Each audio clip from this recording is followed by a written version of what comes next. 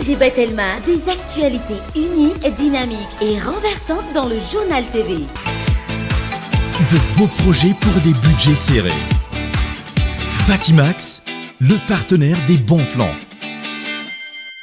Batimax, la qualité au meilleur prix. Lulcianao ni fampalalam-baovao. Cara, découvrez le goût exotique de la crème de coco. Cara, le spécialiste de la noix de coco. Lulcianao ni fampalalam-baovao.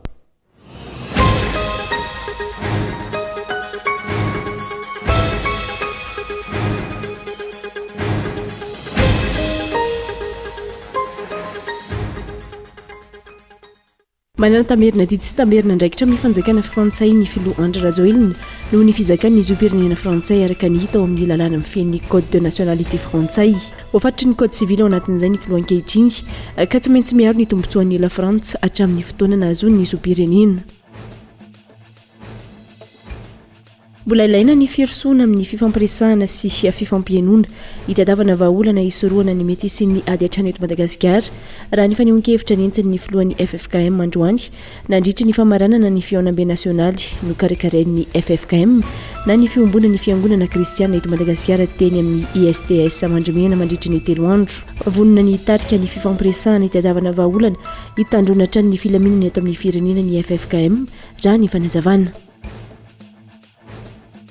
Adidiny miala ny enina amin'ny fifampiresahana hitadiavana vahaolana ampizotra tsara ny fividianana eto amin'ny firenena. Nanamafy izany teo anivony ny antoko malagasy miary miainga ary ny tombontsoan'ny vahoaka no tadiavina raha nambara ny filohan'ny antoko.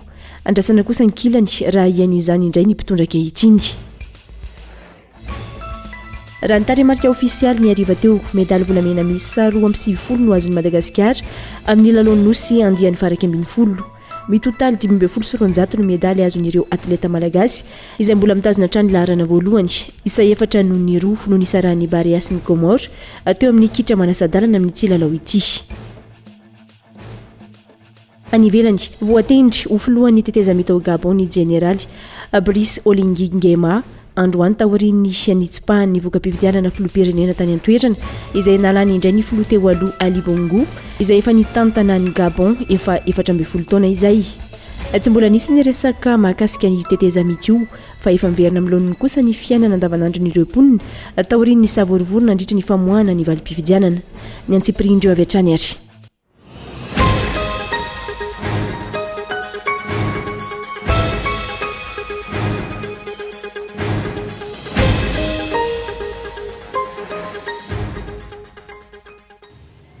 Faltafoana aminao amin'ity alaka misy faraka amin'ny 30 ny volana aogositra taona 2024 ity indray ny tenako tomboka lasy tomboko vavy manatra ny arahaba ary manasanao ampanajana anaraka ny fampahalalam-baovao hatramin'ny farany. Mitodika ny Gabon ny masin'izao tontolo izao naonga ny tafika ny fitondrana Ali Bongo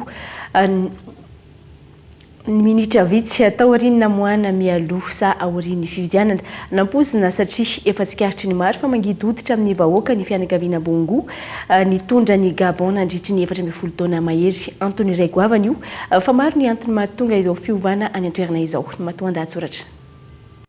Firenena noverina fa milamina ara-politika indrindra aty Afrika i Gabon na dia nisy ihany aza ny korontana indraindray no fikiran'ny fianakaviana Bongo nandritra ny 10 taona mahery matsy ny fitondrana ny fandimbiasany ny rainy sy ny zanany. Tsy tenenina intsony ny famihinana izy ireo ny toe-karena ny tafika ny fitsarana. Tsy afa-mikofoka ireo nanohitra sy nanelingelina ny fianakaviana Bongo tamin'ity fividianana natao tamin'ny sabotsy lasa teo ity dia efa nandrangaranga ny mpanohitra sy ny fiarahamonim-pirenena ary ny mpandinika politika. Samy efa nampilaza izy ireo fa tsy mety intsony nitondrany Ali Bongo fanitelony ny firenena. Ampy zay ny 14 taona nitondrany hoy izy ireo fa dia tsy nanaiky ny lehilahy fa nirotsaka ihany. Nampiomana koa ny maro fa efa mangidy hoditra amin'ny vahoaka ary Bongo mianakavy. Tsy nohainoiny zany fa sodoka ny fisolelahany ny manodidina sy ny pazo tombotsoa amin'ny fitondrany fa mbola tian'ny olona izy. Ny fifehezana ny fiarikarinana ataon'ny olombitsy tsy tenenina intsony. Ny fanampenam-bava ny tsy mitovy hevitra mangany fotsiny. Ny raha matahora amin'ny mpanao gazety sakafo isanandro. Farany teo aza moa dia notapahana ny internet, norarana ny France 24, ny RFI ary ny TV5 Monde. Fanangina ny vahoaka na dia ny menimenina aza. Ny tafika io tonga saina io ka tapa-kevitra nanongotra ny Ali Bongo minitra vitsy taorin'ny famoahana ny voka-pifidianana. Andro alina avokoa no nitrangany izany. Ny fo maraina tsy nisy bongo ny vahoaka gabonais. Ary dia naneo ny hafaliany tena an-dalambe raha samy nanameloka ny firenena maro. Inona nefa no azo atao? Efa tapa-kevitra ny miaramila izay nanafoana ny fifidianana, nanajanona ny androm-panjakana rehetra ary namoaka didy fampisamborana mpitondra maro ampangay no nanodikotina volam-panjakana, nanao kolikoly. Tsy misy manohana ny fanonganam-panjakana fa rehefa tsy malala onona ny mpitondra dia mitranga izay mitranga.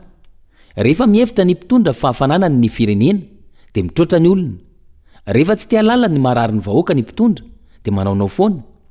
Rehefa tsy mahatsapa tena fa migorisa makamin'ny jadona ny mpitondra dia ilaoza ny toetrandro, satria mihevitra fa mbola andro ny sosialisma no iainana sy lala-kevitra tokana no miatra eo amin'ny firenena.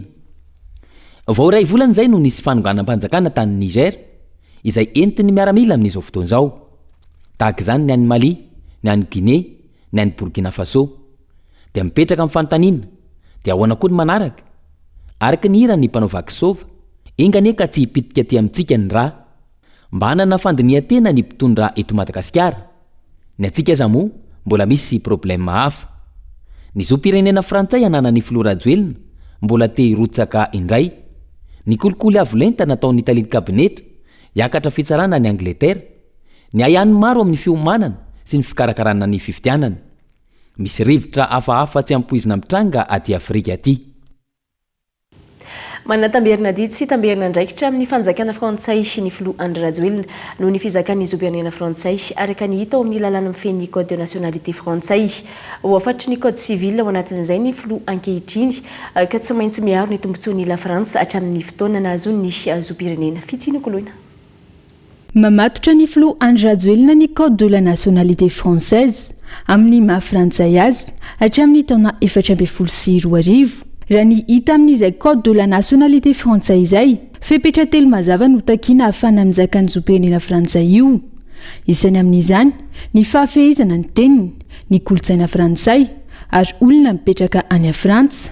Voarakitra anatin'ny code de la nationalité frantsay ao amin'ny code civil 120/1 hatramin'ny 120/1 hatramin'ireo tamberina ndidy sy tamberina ndraikitry ny olom-pirenena mizaka izany zom-pirenena izany ary ny lalàn'izy ireo no milaza fa tsy maintsy mankatoa ireo andalana manaraka ireto ny olona omenany zom-pirenena frantsay.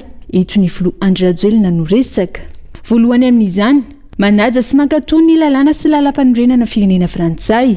Faharoa, mandray anjara mavitrika amin'ny fiainam-bahoaka sy fiainan'ny politika frantsay, izany hoe mifidy amin'ny fifidianana sy afaka mirotsaka hovidiana ho mpitondra fanjakana frantsay. Arak'io manana didy toy ny frantsay rehetra ny filoha Andry Rajoelina ifidy izay hitany fa mendrika hitantana any Frantsa. Ankoatr'izay dia mandray anjara amin'ny fiampandrosoana ny firenena amin'ny fandoavan-ketra any Frantsa ihany koa amin'izay fizakana ny zom-pirenena frantsay izay. Fahatelo, mandray anjara mavitrika amin'ny fanompoam-pirenena ara-tafika frantsay raha misy ny ilana azy. Fahaefatra, ny olom-pirenena nomenany zom-pirenena frantsay dia mitandro tsy amoaka ny tsy ambarately ny fanjakana frantsay. Manana ndraikitra amin'ny tsy maintsy fanajana izany ny filoha ankehitriny noho ny fananany ilay 20 cm. Teboka fahadimy izay isan'ny lehibe indrindra raha misy ady na fifanolanana ara-politika sy ara-diplomatika izay ataon'ny frantsay amin'ny firenena hafa, ny olona nomenany zom-pirenena dia tsy maintsy miaro sy miandany amin'ny Frantsa. Izany hoe omba ny Frantsa na avy any amin'ny firenena ivelany azy, eny na tany aviany. Ohatra amin'izany, raha misy olana ara-diplomatika na ara-politika eo amin'ny Frantsa sy Madagasikara dia miaro any Frantsa ny filoha Andry Rajoelina noho io fizakana ny zom-pirenena frantsay io. Na tany naterahany aza ny eto Madagasikara. Io teboka fahadimy ny code de la nationalité française io arve no manakana ny filoham-pirenena ankehitriny tsy hiadidy-tsono ho an'ny Îles et Passes ary manembotra hatrany ny fionana izay tokony ho natao noho izay fiarovana ny tompontson'ny frantsay izay. Tsy mahazo manohitoana ny fiandrianam-pirenena frantsay any ivelan'ny la Frantsa izany olona izany. Arak'izany, tsy maintsy manaja ireo fepetra ireo ny filoham-pirenena malagasy izay mizaka ny zom-pirenena frantsay. Ankoatr'izany, tokony maka hevitra amin'ny manam-pahefana frantsay tahaka ny ministera ny raharaham-bahiny frantsay sy masoivo frantsay raha misy fifandirana politika any amin'ny firenena hafa. ny filoha Andry Rajoelina izay tsy ahivona nangataka ny zaka izay zom-pirenena frantsay izay tamin'ny taona 2024 fotoana izay na filoha-mpanjakana tamin'izy amin'ny fotoana ny taona 2024 ny tenany no nahazo izany zom-pirenena frantsay izany tsy ny teto Madagasikara ihany hatrany amin'ny haino manjery tany ampitan-dranomasina ny resaka mikasika ny zom-pirenena frantsay any Andry Rajoelina io nanomboka ny 15 jona lasa teo. Akoatra ny tao amin'ny tambazotra ny serasera niteraka resabe teny amin'ny fiarahamonina izany izay azo lazaina ho famadihan-tanindrazana raha ny faneho-kevitry ny maro. Voalaza mazava ao amin'ny andininy faharoa amby efapolon'ny code de la nationalité malagasy fa manarana ny zom-pirenena malagasy avy hatrany izay malagasy feno taona mangataka antsitrapony izaka ny zom-pirenena hafa.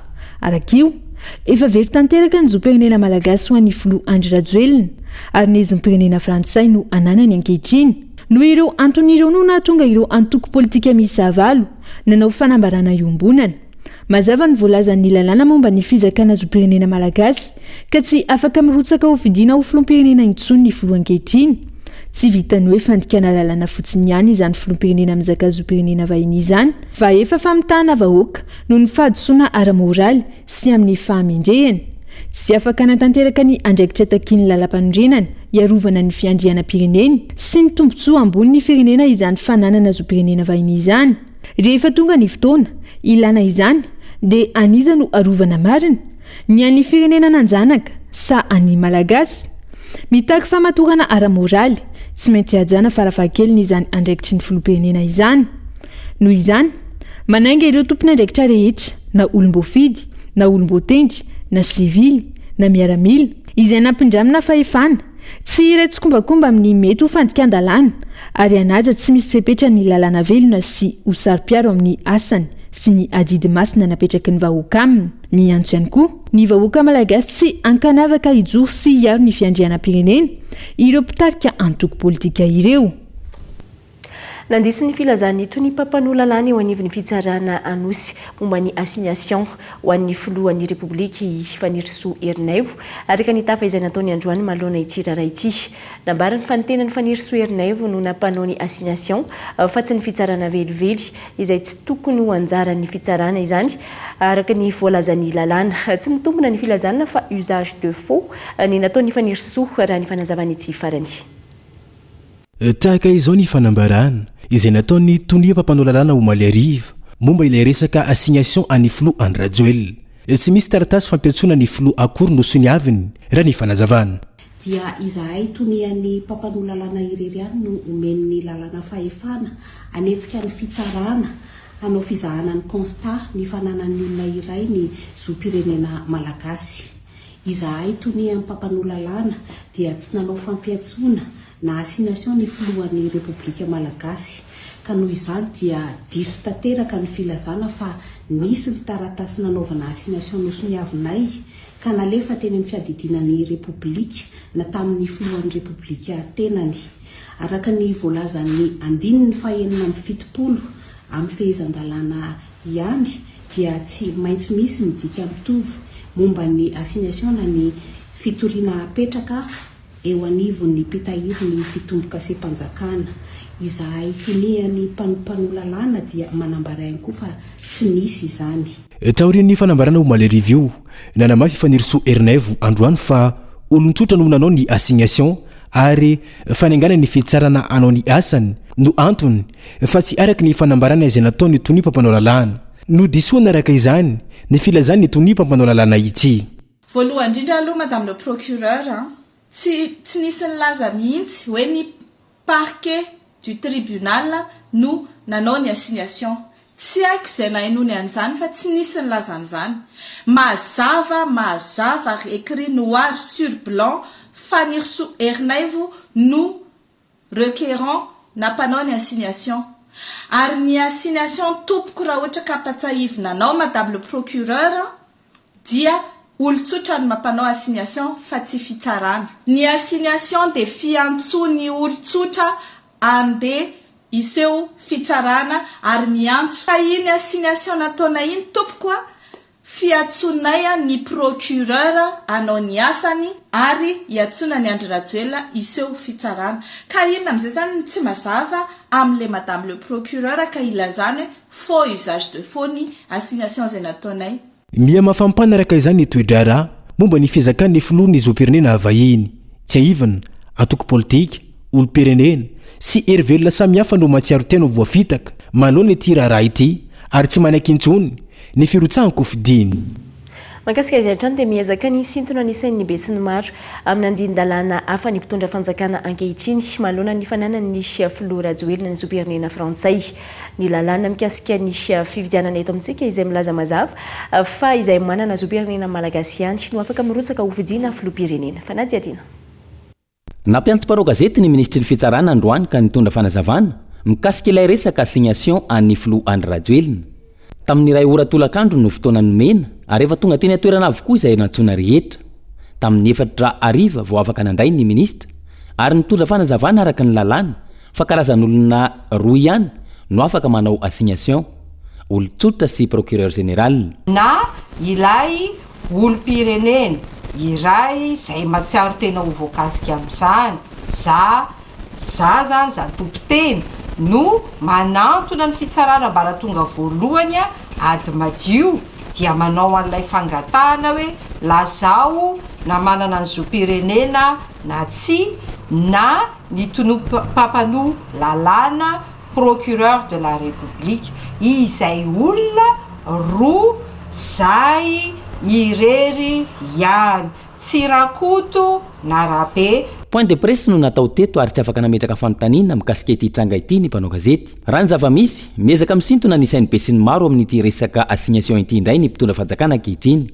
Antony ny andiny ny faraka amin'ny fitopolo faharoa amin'ny fitopolo ary ny fahinina amin'ny fitopolo amin'ilay lalàna 60004 ny roapolo jolay 730 izay nasipanitsina araka ny lalàna 2016 038 izay mifedy zopirenena malagasy indray no ezahana ho voizina sy isintomana ny sainy be sy ny maro.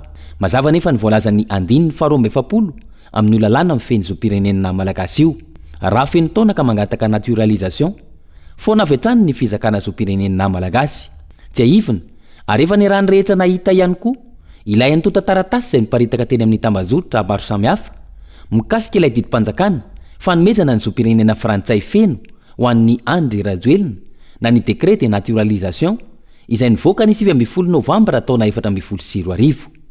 Izany hoe tsy tokony isy fanazavana intsony raha ny fanehoan-kevitry ny maro mizaka ny zopirenena frantsay ny filoha Rajoelina ary mazava ny voalazan'ny lalàna mikasika ny fifidianana mikasika izay olona manana zopirenena malagasy ihany no afaka mirotsaka ho filoham-pirenena ka hitondra ny firenena malagasy.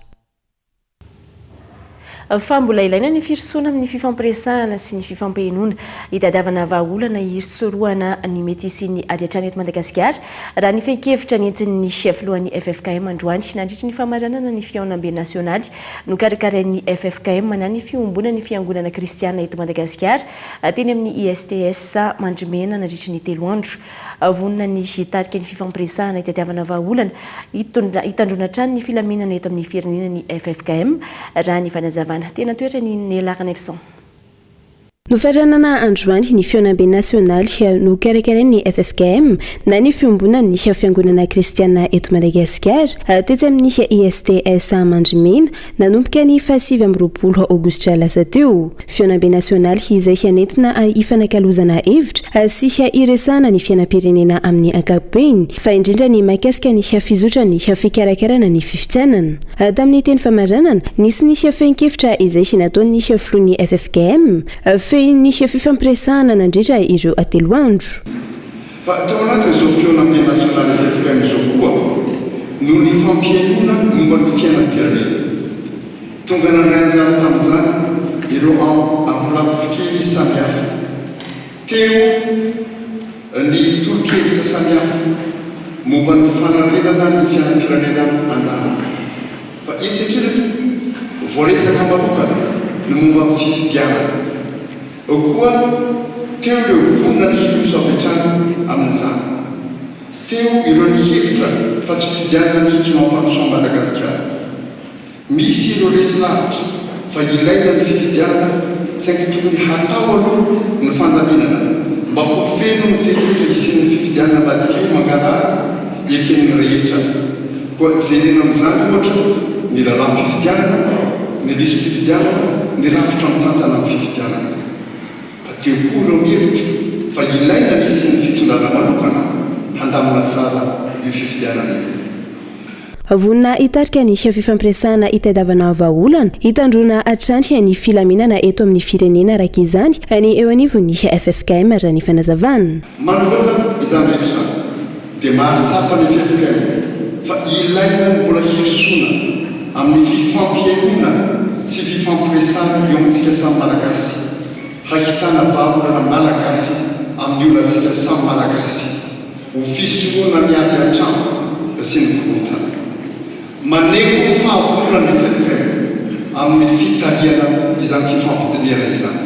Ny fitadiavana vahaolana sy ny mba isiny ny fitoniana eto amin'ny firenena no antony nanaovana ny fifanakalozana fa tsy misy antony hafa akory. Mpanao politika maro no tonga nanatrika ny famaranana ny fionambe nasionaly no karakarain'ny FFKM izay no faranana androany. Adidiny mialana enina amin'ny fifampiresahana hitadiavana vahaolana amin'ny fikarakarana ny fifidianana eto amin'ny firenena. Nanamafy izany teo anivon'ny antoko malagasy miara-miainga ary ny tombontsoan'ny vahoaka no tadiavana raha nambarany filohan'ny antoko. Andrasana kosa ankilany raha iaino izany mpitondra ankehitriny.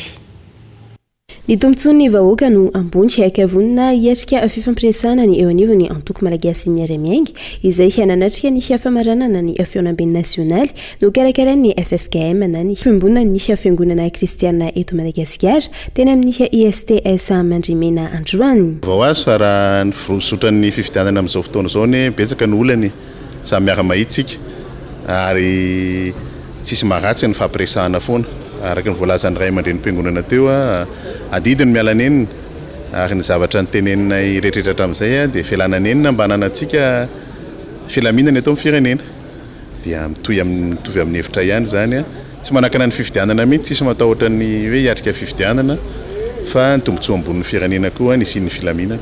Nanamafy ny tsy fahatombanana amin'ny fikarakarana ny fifidianana ankehitriny ireo antoko politika hafa izay nananatrika ny famaranana ny fionambe nasionaly no karakaran'ny FFKM androany. Andrasana ihany koa ankilan'ny fandraisana andraikitry ny fitondram-panjakana manoloana ny antso ataon'ny ray aman-dreny eo anivon'ny FFKM. Dia moa réaction ny ray aman-dreny normal zany. Zay zany raha misy an'izay dia zay dia manaraka.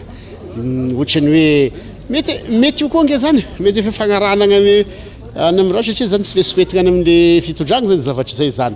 Ka raha manaiky an'izay moa ny fitondragna raha bosao raha basara ane satria ny liste électorale ake tena ratsy be mihitsy ilay izy fa nefa anao élection ihany izy moa dia ho avela raiky izy hoe manao élection izay ka dia sy maninona zany na dia fa candidat zay dia afaka mihemotra indray raha mihemotra io dia mihemotra koa zahay izay ka sy forcé an'izay fa izy dia fa mazavazava ihany le afatry ny FFKM igny aloha sady zay manasofo izy bako ihelo dia any zany amin'ny fahazakagna andre amin'ny pouvoir exécutif zany ny baolina amin'izao fotoana izao fa dia miandry atsikany raha ireny zany izy dia ngamba mety misy zavatra iseho vaovao iseho raha ohatra nyregny le afaka raha manatsofona indrindra ny olona afaka manapa-kevitra na eno ny etahitany ataoko hoe ny olona zay nana fahasahina ny fampieno atao anatin'izay fiantsonana ataon'ny ray aman-dreny izay ny mpanohatra na ny antoko politika tsy mitondra fanjakana akory tsy afaka manapa-kevitra irery fa ny nonay dia mba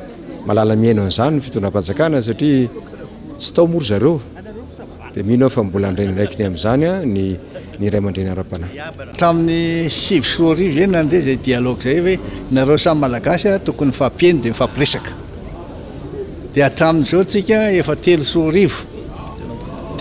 sy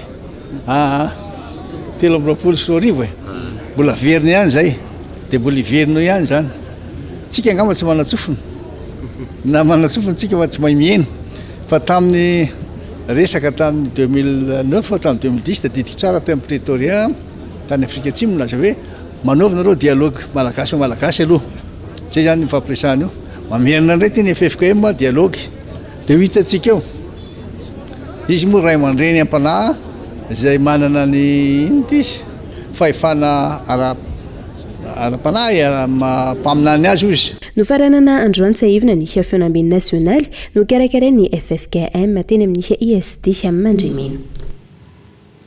fa misaona ny tontolo politika eto Madagasikara nodimany androany teo amin'ny fa-7 taona ny Premier ministre teo aloha Tantely Andrianarivo tamin'ny fotoana nitondran'ny filoha teo aloha ny amiral Didier Ratsiraka teo anelanelany taona 27 hatramin'ny 22 no nitany izay toerana maha Premier ministre lehibe ny gouvernement azy izay ny fianakavian'ny Cool TV FM dia mirary fiononana feno ho an'ny fianakaviany mbola miandry na ny toromarika na ny fiantsona avy anivon'ny CNI na ny SID hatreto ireo sefokotany izay nantonona mikasika ny fanomanan'izy ireo ny fividianana ho avy ny fokotany izay tompona andraikitra voalohany ny fotony amin'ny ity fividianana ity fanadiadiny aingorakotany irina kolo fianaratsoa saika itovizan'ireo sefokotany izay nantonona ny filazan'izy ireo fa mbola tsy naray toromarika avy anivon'ny SID na ny CNI izy ireo raha makasika ny fanomanana ny fividianana izay hatreto ary dia eny anivon'ny Ainao Manjery no ahalalàn'izy ireo bebe kokoa makasika izany tety androm-pividianana izany toromarika na fanazavana avy any amin'ny CNI fa dia mbola miandry tena mbola tsy misy fantatra aloha hatreto raha ny ao amin'ny fokotany adidiko zany hatreto dia mbola tsy misy vaovao makasika nisy mpividianana eny anivon'ny fokotany na eny anivon'ny CNI zahay koa tsy manana havaliny olona hatramin'izay aloha dia roa ihany ny mpividianana ny bureau de vote eo amin'ny fokotany Andolatady fa mety hanatombo 3 amin'ity raha ohatra ka mihoatra ny olona zany ny kara-mpividianana dia anjaranay fokotany tokoa ny mizara azy raha efa tonga fa hatramin'izao aloha dia mbola tsy misy na ny liste électorale na ny kara-mpividianana mbola sy aty zany fa mbola any amin'ny foibe amin'ny CNI any bureau de vote aloha nampitombona ho efatra tamin'ity fa tsy fantatra na ho raikitra na tsy ho raikitra satria mitombo nisy an'ny olona ka hatramin'izao aloha mbola tsisy filazana hoe hifidytsika sahala amin'izao amin'ny datiny araky ny lista hoe tonga aty zany fa dia ny filazana pa-kapobenina efa natao iny moa mbola tsisy nininina mihisy fa ny fanaontsidy aloha asa na misy fivana mandefa ny lisy mpividianana aty izy rehefa vita ny fanamarinana anazy ny kara-mpividianana zao dia mbola tsy tonga aty ary tsy mbola misy anjarana ifokotany mizaran'io amin'ny olona zay tokony hifidy manana ny kara-mpividianana na ny fampahafantarana ny toeram-pividianana fanamarinana ny anaran'ny mpifidy ny fizarana ny kara-mpividianana nefa dia ny fokotany no fantatry ny vahoaka mikasika ireo amin'izao 2 volana mahery izay tsy rosoana amin'ny fividianana izao anefa dia mbola tsy hita taratra eny anivon'ny fokotany izany rehetra izany ka mampanontantena ihany hoe izotra araky ny tokony ho izy sy afen'ny fepetra ihany ve ity fividianana filoha-pirenena ity Fasaka itovizan'ireo fokotany maro eto Madagasikara ny tsy mbola nanaovana petadrinana ny lisitra misy ny bureau mpividianana sy ny isan'ny mpifidy ary ihany koa ny lisitry ny mpifidy ho azon'ny daholo be jerena isam-pokotany miandry ny toromarika avy amin'ny CNI Foibe no antony raha ny fanadihadiana natao atao amin'ny distrika ny Toamasina voalohany Erinora Zafiny Manana mbola tsy voatsinjara isaky ny braony fokotany ny lisitra mirakitra ny anaran'ireo olom-pirenena izay afaka andray anjara amin'ny fividianana eto Madagasikara izay anomboka amin'ny 7 volana Novambra ho avy izao araka ny nambaran'ireo lehibe ny fokotany efa fantatra kosa ny isan'ireo birao mpividianana isa-pokotany fa saingy tsy mbola nahazo toromarika ny amin'ny anaovana petadrindrina ho hitan'ny daholobe ireo tompon'andraikitra ny fokotany isan'isany eo ampiandrasana ny lisy fividianana zao zay ety amin'ny fokotany amin'izao fotoana zao fa raha ny bureau de vote dia efa nomenanay ohatranay eto amin'ny fokotany Mangalany 247 zao dia 15 bureau de vote zay moa fokotany somary lehibebe azay ihany koa dia tena ny asa mba hatafiditra ny olona rehetrarehetra ao anatiny lisy mpifidianana na dia zany aza mba mahatsiaro tsy afa-po ihany satria misy tara mety mbola tsy teto izy sy ny namany mbola tianay kokoa raha mbola misy tokony tsofohan'izany mba hahafahan'ny olona rehetrarehetra mifidy eto amin'ny fifidianana andrasina eto zany zahay mbola tsy tonga aty aminay ny filazana hoe tokony afisena le izy fa miankina amin'ny lehibe avy any ambony fa hatreto aloha satria na ny lisy fividianana aza mbola tsy tonga fa raha ohatra ka isy an'izany dia zahay zany tsy maintsy manaraka foana ny zay ataony fitondram-panjakana ety amin'ny birao ny commission électorale de district de Toamasina 1 no ahitana ny solaitra be mirakitra ny famotinana ny isan'ireo mpifidy manerana ny boriboritany misy adimy ho an'ny eto tomasina voalohany. Ao anatin'ny fanotana ny lisitry ny mpifidy rahateo ireo mpikirakira informatika amin'izao fotoana izao ary ezahanao vita hatramin'ny 7 volana septambra ho avy izao izany. Miandry ny toromarika avy eny amin'ny CENI Foibe ary indrindrandrindra fa miandry ny fahavitan'ny ireo fanotana ny lisitry ny mpifidy sy ny kara-pifidianana izany vao tsinjaraina isaky ny fokotany ireo taratasy mirakitra ny anarany ireo mpifidy ireo. Ety aminay zany no anaovana ny fanotana ny lisitry ny mpifidy io. Izany hoe lisitry ny mpifidy zany no ataontsika fa rehefa vita ilay izy mivadika lisitry mpifidianana izy rehefa avy eo. Dia aty koa zany no atao ny fanotana ny karitry ny mpifidy. Izany hoe amintsika miteny zao moa zany dia anatin'ny tanteraka amin'izany hoe manonta ny lisitry ny mpifidy zany ny CENI manerana Madagasikara. Hitanareo angamba no fa anatin'ny tanteraka ny teknisiana ato aminay miditra tsirairay ireo solotenan'ny teknisiana ezaka ny distrika tsirairay avy ny teknisiana mikirakira ny lafiny informatika amin'izany fanantoposana zany lisitry ny mpifidy sy ny kara-pifidianana zany. Manana 20 andro moa zany zareo anaovana izay zavatra zay, zany hoe ho an'ny faritra Antsinanana manokana dia 20 andro no fotoana anananay anaovana zany fanotana zany lisitry mpifidianana zany ka hatramin'ny 7 volana septambra any no fotoana anaovana izay zavatra zay. Rehefa tapitra io fotoana io dia eo vao miandry baiko avy amin'ny Foibe zahay démembrement zay vao afaka manaparitaka zany lisitry ny mpifidianana sy ny karitry ny mpifidy zany. Tsikaritra fa vitsy ireo tompona andraikitry ny fokotany no samy mitondra fanazavana makasika ny fifandraisana amin'ny rantsamagaika ny CENI manoloana ny fikarakarana ny atota taratasy makasika ny fifidianana eo anatrehan'ny mpanao gazety raha ho an'ny eto Tomasina manokana. Dinany koa ny atsika amin'ny sainty vetivety ao anaty dokam-barotra fohy ao an'izay miverina eto ao anatin'ny tapany faharoa ny fampanana vaovao rehefa avy eo atry.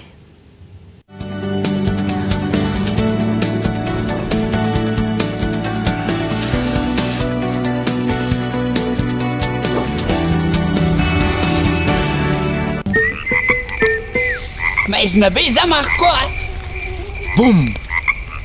Mangina be izany Marco Boum. Resaka ataoko aminao monsieur le commissaire. Labaty hein. Resaka inona moa zay? Fa nga tena hoe tsisy mozika mihitsy baina. Zany hoe. Boum. Vaovao balika boum. Fitaovana mandeha amin'ny herin'ny masoandro misy jiro entanana efa miaraka amin'ny radio sy MP3 ary afaka mamahana finday manomboka amin'ny 900 ariary monja isan'andro mandra-pahaveninao ny vidiny manontolo. Balika mamiratra no aviko.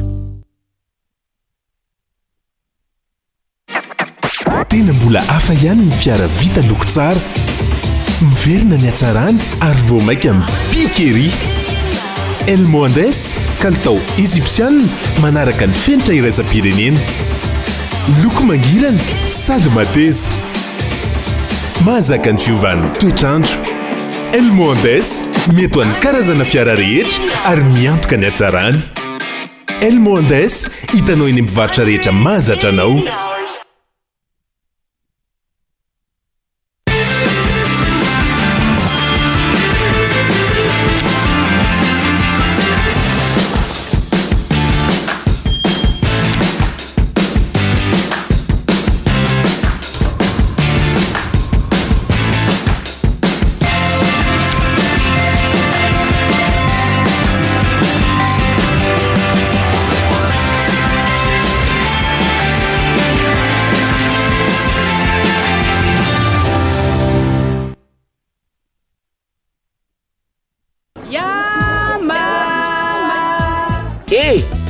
Fantariko efa misy ihany koa ny yaourt boire Yama misy tsiro fraise, vanille ary coco amin'ny vidiny 20 ariary monja. Yama ilaiko tsotr'izao.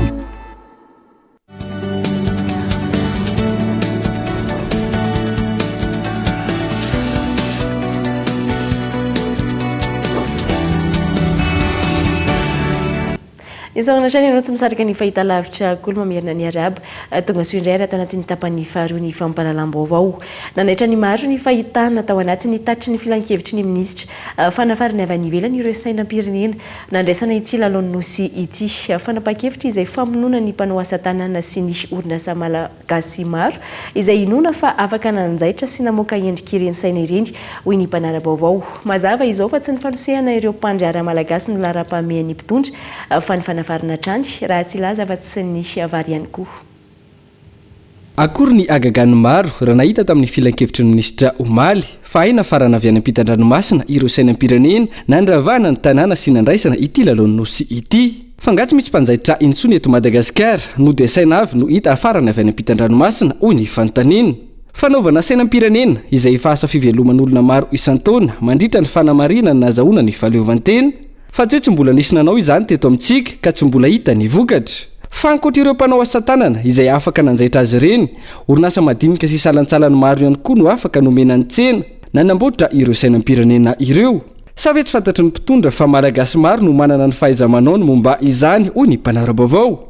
I Madagasikara no mandray ny lalao nosy, tsy tokony ho rehareva raha vita eto avokoa ny zavatra rehetra nandraisana izany. Raha teto an-toerana ireo sainam-pirenena ireo no natao, olona maro no misitraka asa mivantana sy ankolaka avy amin'izany na ahafahana nanatsara ny fidiram-bolany satria tsy isan-taona no ampiantranona izany lalao nosy izany. Ity fanapa-kevitra ny fitondram-panjakana ity izay mitovy amin'ny fanapa-kevitra noraisiny momba ny vary ihany.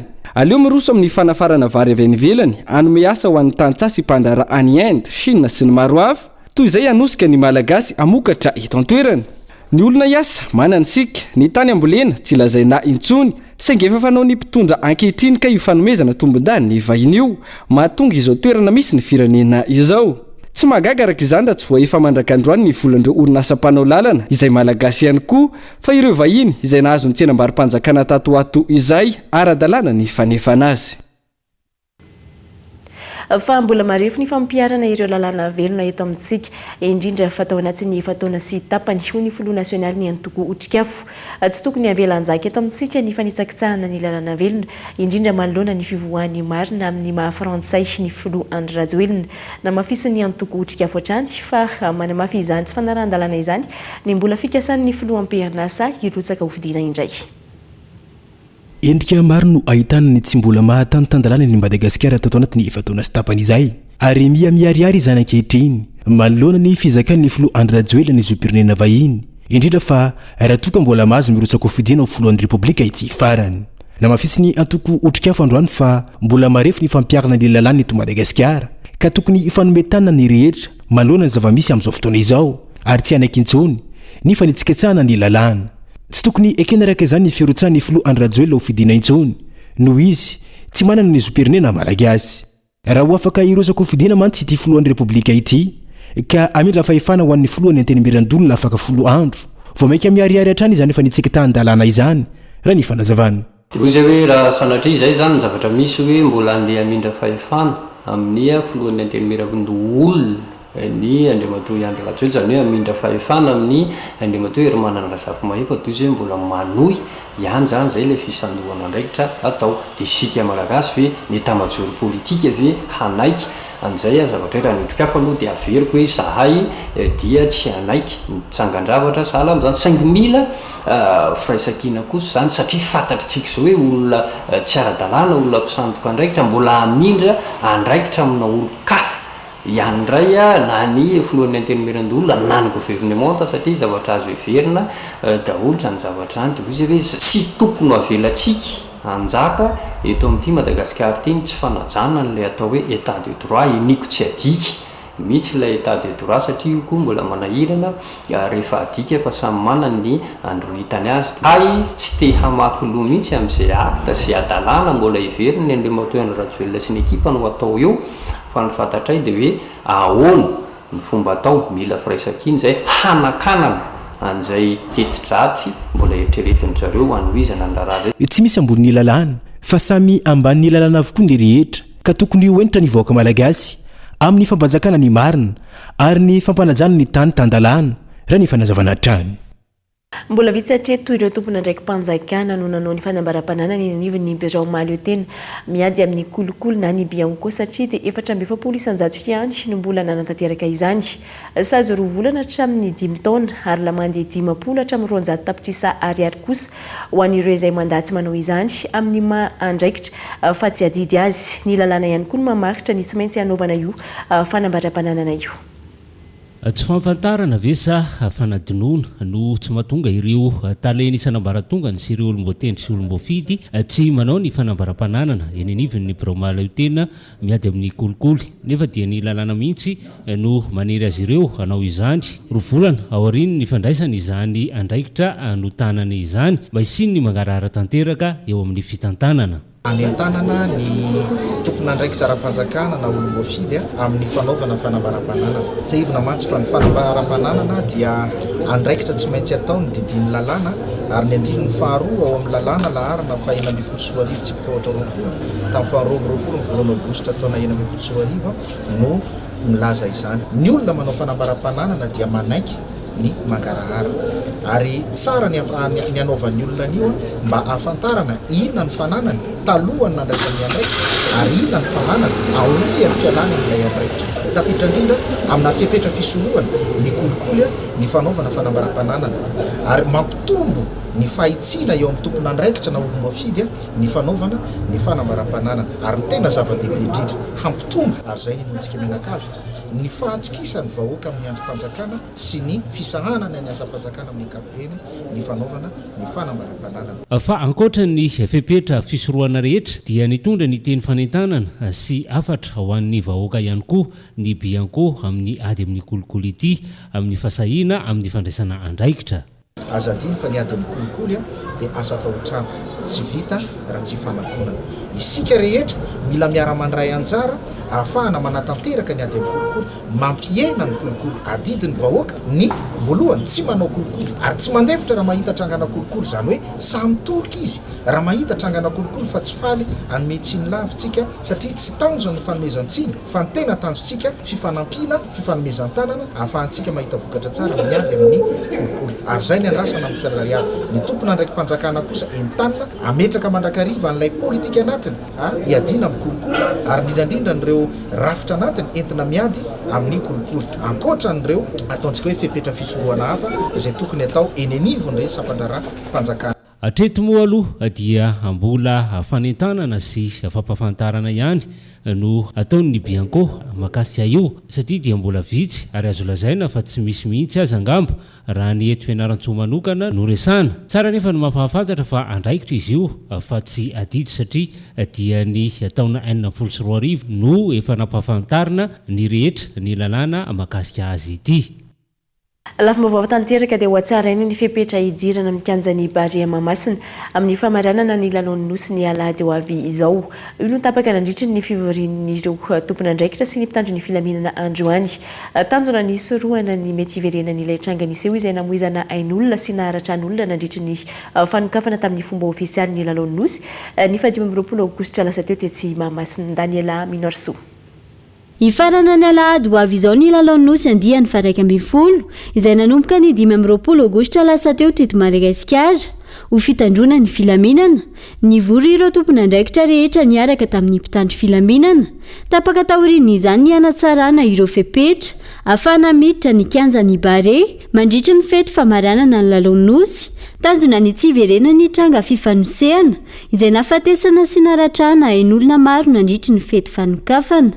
Fanarahana ty zany eraka tamin'ny zareo tompona andraikitra mikarakara nity lalaon'ny nosy ty zany fa tsy brasily zany ataontsika fa tike misy code couleur zany izy io arakaraka ny lokon'le tike no ahafahana miditra amin'ny porte tsirairay avy fa amin'ny andron'io zany misokatra mialoha be zany vavahady amin'ny valo maraina zany efa misokatra ny vavahady dia ohatran'ny finantsika isan'andro reny ihany zany ohatran'ny 26 reny ihany mena tike izy miditra magatia dia mamonjy amin'ny porte tokony hidirana. Efa misy ihany koa ankilany ny fepetra noraisina ho an'ireo mpivarotra poniny ny Mahamasina sy ny manodidina.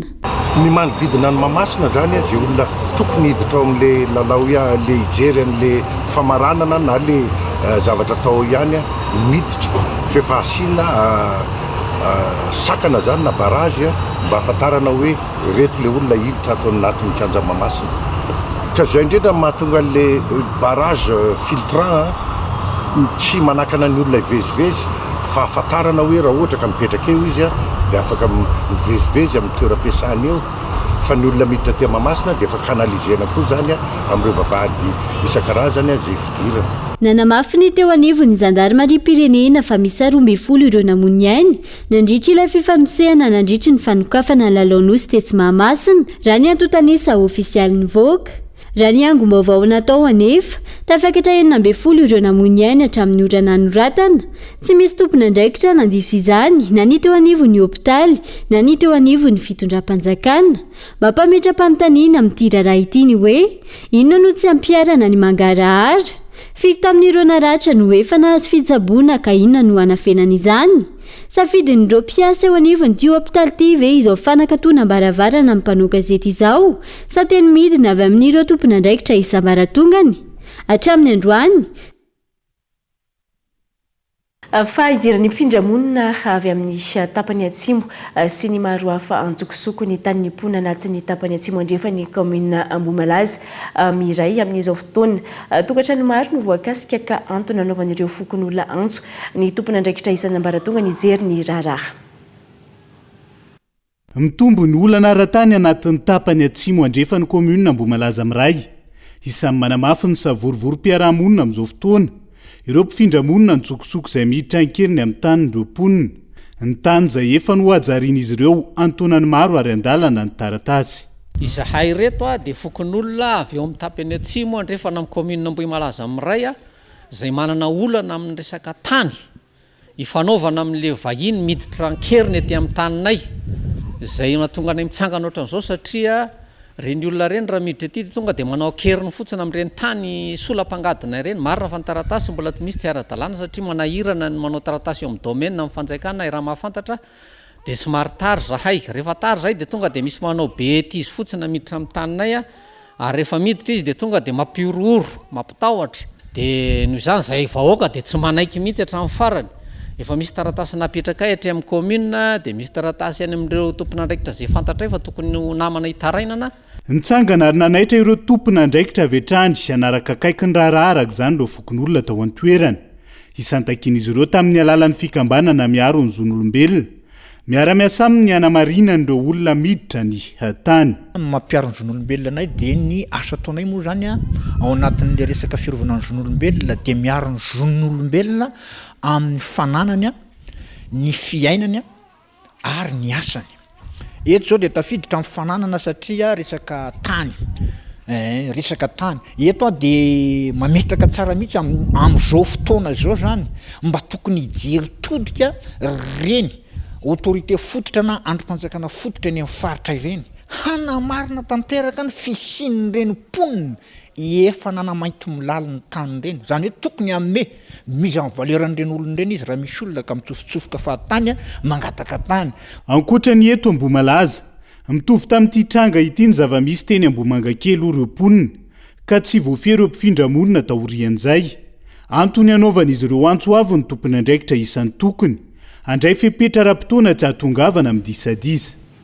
Iverenantsika kely mpakasika ny lalaon'ny nosy dia raha ny tarimarika ofisialy ny ariva teo medaly volamena miisa 20 no azon'ny Madagasikara amin'ny lalaon'ny nosy andiany faraka ambin'ny folo. Mitotaly 5 sy 900 ny medaly azon'ny atleta malagasy izay mitazona hatrany ny laharana voalohany. Efatra no roa kosa no nisarahany Barea sy ny Comore tamin'ny kitra manasadalana tamin'ny tsy lalao ity.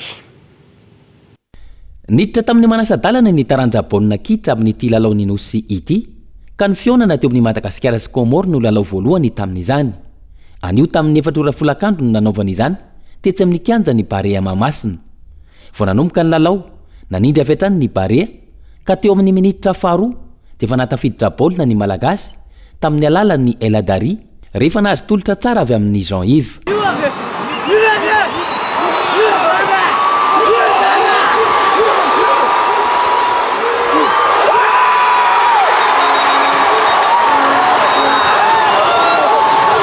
Roa minitra taorian'izay dia nanampisa indray ny Malagasy tamin'ny alalan'ny tendry rehefa nanao daka tsara fipetraka ka tsy nahetsika hatramin'ny mpiandry jadobe komorianina nitarika tamin'ny isarono aotra ny malagasy noho izany teo amin'ny minitra faefatra.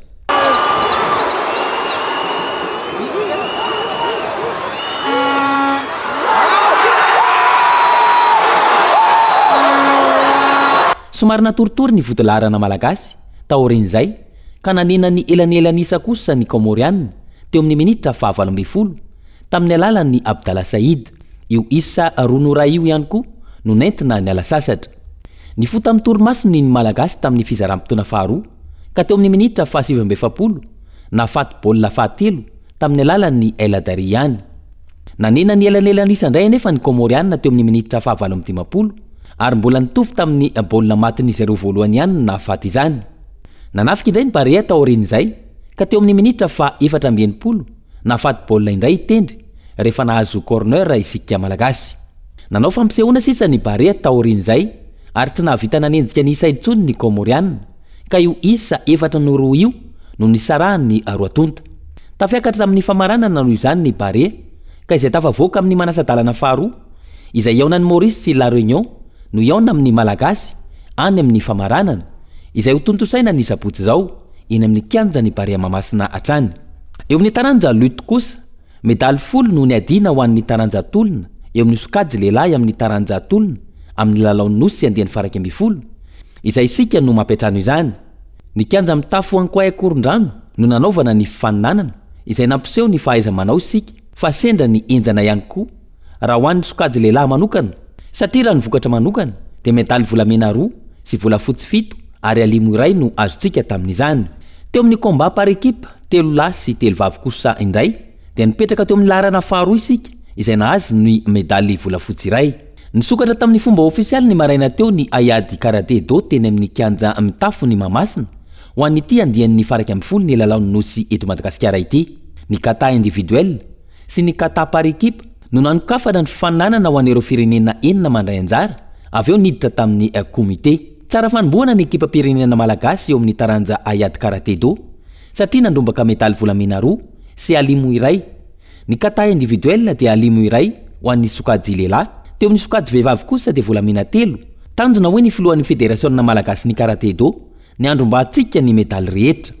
Tsara fanomana tena ny taranja kickboxing tamin'ity andro voalohany ity satria tafiakatra iakatra ny lalao famaranana rampitso ireo mpikatroka 13 malagasy amin'ny 14 iatrika ny ady ary nametraka ny fanamba ny filohan'ny federasionina malagasy ny taranja kickboxing fa tsy amela atsika ireo volamena 13 iadina rampitso ireo fa ijanona eto Madagasikara avokoa ary vonina tanteraka ireo ekipa pirenena malagasy ny andrombaka izany sy aro tanteraka ny vonina pirenena. Raha ny vokatra amin'ny ankapobeny mitana laharana voalohany hatrany ny atleta malagasy miatrika ny lalaon'ny nosy andian'ny faraka ambin'ny 10. Mitotaly 500 indray ny medaly azon'ny atleta malagasy raha ny antotanisa voaray ny ariva teo. Miisa 270 ny medaly volamena, 550 volafotsy ary 990 medaly alimo. Eo amin'ny laharana faharoa kosa Maurice izay nahazo medaly volamena araka amin'ny 70. Eo amin'ny laharana fahatelo no misy an'i La Réunion izay manana medaly volamena 990. Laharana fahaefatra i Seychelles nahazo medaly volamena miisa 7. Manaraka azy ny laharana fahadimy Comore izay nahazo medaly volamena miisa 4 ary laharana faha-enina Mayotte sy Maldives izay samy nahazo medaly volamena miisa 3. Entsika iray natao hanampiana ireo ray aman-dreny amin'ny fidiran'ny mpianatra ny fivarotana fitaovam-pianarana amin'ny vidiny mirary. Isan'ny sitraka izany androany ny tao andotam-pianaka faharoa izay nokarakarain'ny fikambanana vehivavy malagasy miara-miainga. Sahirana ara-pivelomana ny ankamaroany ireo mponina isy amin'ny fokontany andotam-pianaka faharoa amin'izao akatoko ny fidiran'ny mpianatra izao latsaka ankaterina ireo ray aman-dreny amin'ny vidiny fitaovam-pianarana izay tsy mitsahatra niakatra. Manoloana izany ny tsinjo manokana ireo ray aman-dreny tao an-toerana ny fikambanana vehivavy malagasy miara-miainga amin'ny fivarotana fitaovam-pianarana amin'ny vidiny mirary.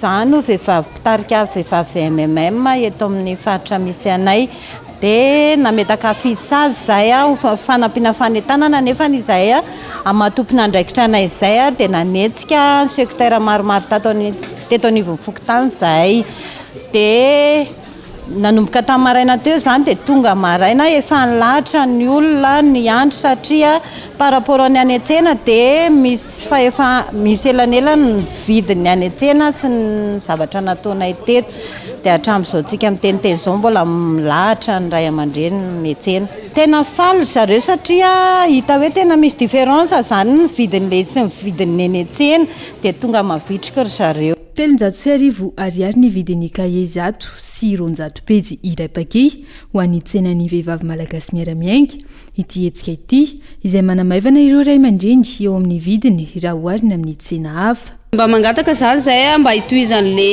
hetsika fitaovam-pianatra mba hitohy satria manampy anay ety ambany tanàna zany le izy mba mbola mba mandrapiditra mpianatra zany dia tianay hoe mba hitohy foana le famatsiana araky ny le ara-pitaovana dia misaotra betsaka anareo tompo. Iza zany dia misaotra meloha amin'ilay fikambanana MMM satria tena nisy différence loatra ny antsena zany le izy dia tena misaotra betsaka fa manatena ny fitohizan'ny asa eny to tena hitako sady tena mividy mirary afa-pasairana tsara ny ray aman-dreny amin'izao dia misaotra betsaka anareo. Mba mirary ety hoarina ny amin'ny hafa mirary ety eny sy ny tena hoe misy an'izao ry dia nakaty zay tokony izy eo raha sapotsy indray makaty dia raha misy eo dia mividy aty. Ankoatra ny tetsy Andohatabenaka isan'ny sitraka fivarotana fitaovan'ny mpianatra amin'ny vidiny mirary ihany koa ny tany Ambohimangankely sy Ampanefy tsy mijanona eto Andrenivohitra ihany tonga ny amin'ireo toerana lavitra ny fikambanana vehivavy malagasy miara-miainga amin'ny fanampiana ireo ray aman-dreny ho fiatrehana ny fidiran'ny mpianatra. Arak'izany itoy any Ambato sy Ambohimanambola ny hetsika ho an'ny rapitso voalohan'ny volana Septambra. Nofatrana ny FIP niaraka tamin'ny volana Aogositra ny tantaran'ny Johary sy Doda rehefa nikasa hanao fanafiana amin'ny tampiadina faha-efatra nandritra ity volana ity atao Anjomasy Ampasimazava androany maraina tokony ho tamin'ny folora tratra niaraka tamin'izy roa lahy ireto ny pistolet à gaz mitondra ny marika Marakov. Efa naray maso hatrin'ny vao maraina be izy roa lavony bala ny mpitandro ny filamenana ireto. Nyainga avy teny Vereri ny fanarahndika tonga tety Anjoma sy Ampasimazava. Toerana izay nokasain'izy roa lahy ireto anatanterahana ny fanafiana amin'ny tampiadina faha-efatra nandritra ity volana Aogositra ity. Nandritra ny fanafiana amin'ny tampiadina teny Mangarano ny 17 ny volana Aogositra lasa teo no nahazahoana ny sary ny tavan'izy roa lahy ireto izay miampy ny namany telo lahy hafa izay mbola karohana fatratra amin'izao. Kasika ny Bobas izay nitranga tery amin'ny faritra Anjoma sy Ampasimazava androany. Ny zava-misy moa izy hitantsika iny misy olona voatifitry ny avy amin'ny eleman'ny FIP. Izy io moa vokatry ny filature izay efa nataony ny avy amin'ny eleman'ny polisy pirenena ary trangan-javatra fanesesy nahazahoana an'ireny vokatra ireny. Izany hoe zany tsara averina kely amintsika inona moa ny zava-nitranga na taloha nisehoan'ny fampitifirana androany. Raha tadiditsika tsirairay tamin'ny 17 ny volana Aogositra lasa teo tokony tamin'ny 6 vora teo andro alahady tao amin'ny bara Mélodie raha tadiditsika eny amin'ny faritra Mangarano nisy andeha Jolay nanafika tao amin'ny bara eo izany hoe Jolay roa mitondra fitaovam-piadina.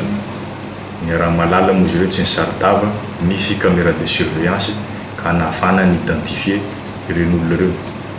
À partir n'igny fa nafiana iny sy ny loharan'om-baovao nanaovana filature ka nahazoana ny vokatra androany. Talohan'izay moa mbola nisy koa ny asa ratsy nataon'ireny olona ireo mbola izy ireo ihany raha ny loharan'om-baovao azonay raha tsy ahivina amintsika tamin'ny 17 ny volana Aogositra teo akaikaiky ny auto-école Fifi nisy fanafiana nataona Jolay 10 lahy tsy misaritava ary anisan'izany koa raha ny loharan'om-baovao mbola ezalahy nanafika tery Mangarano eny nanao iny fanafiana iny ka nalasa volana transitaire izay vao avy nalaina tany amin'ny banky. Andro vitsivitsy taorinan'izay izany hoe ny 17 ny volana Aogositra indray tokony tamin'ny folora nisy transitaire voatafika avy nakavola koa io teo akaiky ny moron-dranomasina akaiky ny Lasile izany nalasa vola eo amin'ny 30 tapitrisa ariary teo. Fikasana anao fanafiana amin'ny tampiadina androany maraina namididina ny tamin'ny foloora no namarana ny tantarany joary sy dota raha ny fitanisana ny asa ratsiny izy ireo nataony tony ampampanolalàna androany tolakandro izay aloha ranombaovao sy filatirana atao hatrizay nazaona ny vokatra androany ka ny konokonona nao fanafina indray ireto jolahy reto ny roa moa izay mitondra ny fitaovam-piadiana izay hitantsika eto ambony latable ka ny polisy pirenena izay efa nanara-maso ireto olon-dratsy reto ny fanehitra tamin'izy ireo mbola nanao tir de sommation namoaka ny basy izy ireo ka tsy maintsy nanao mesure mba ampitsarana ireo jolahy ireo ny fanambeny ka ny afarany fampitifirana nafatesana ny olonanankiroa marina fa raha ampisaivinatsika basy ny nentin'ireo olona ireo dia tratra teo amindreo ampanaovana ny konokonona ny asa ratsy nandroany ity ny basy marka makarova izay pistolet à gaz izy io raha mpatsahy hoe raha ny tena izy jeremy izy ao tena izy ary mipoka io basy mitoy ny famerenana ny lazany tomasina milafy ny fampandrena fahalemana ny tanàna amin'ny alalan'ny famogorana ireo olon-dratsy ary tsy mikely sorika amin'izany ireo mpitandro ny filaminana sy ny eo anivon'ny fampanoavana resaka iraisam-pirenena dia voatendro folohan'ny tetezamita ao Gabon ny General Brice Oligui Nguema androany taoriny ny tsipahany voka-pividianana filoham-pirenena tany an-toerana izay nalany indray ny filoha teo aloha Ali Bongo izay efa nitantana ny Gabon 4 taona izay tsy mbola nisy resaka ny makasika io tetezamita io fa niverina amin'ny lohan'ny kosa ny fiainana andavanandro ny mponina taoriny isavorivory nandritry ny famoahana ny voka-pividianana France 24 voatendro filohan'ny tetezamita ao Gabon ny General Brice Oligui Nguema ity manambonahitra ity izay efa niara-ny asa tamin'ny filoha teo aloha Ali Bongo nandritry ny fotoana maro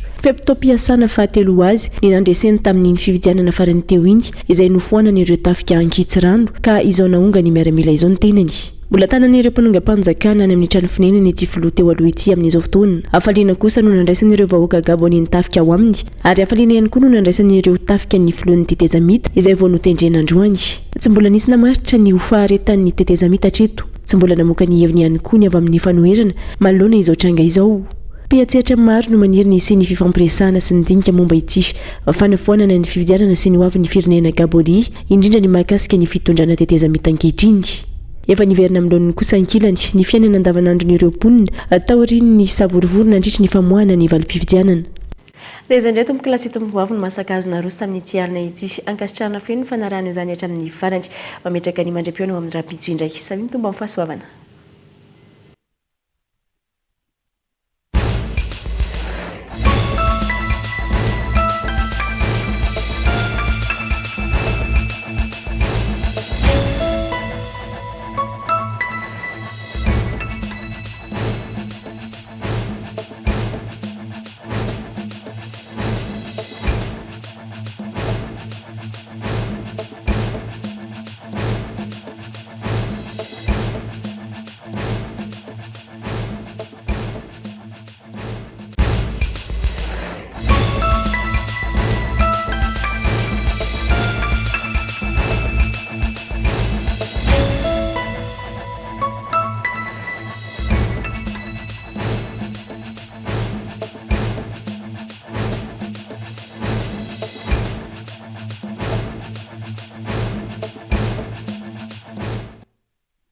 Cara, découvrez le goût exotique de la crème de coco. Cara, le spécialiste de la noix de coco, vous a présenté Nivava.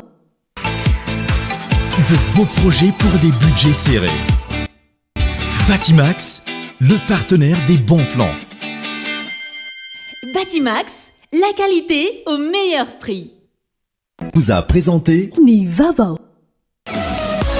5G Batelma, des actualités uniques, dynamiques et renversantes dans le journal TV.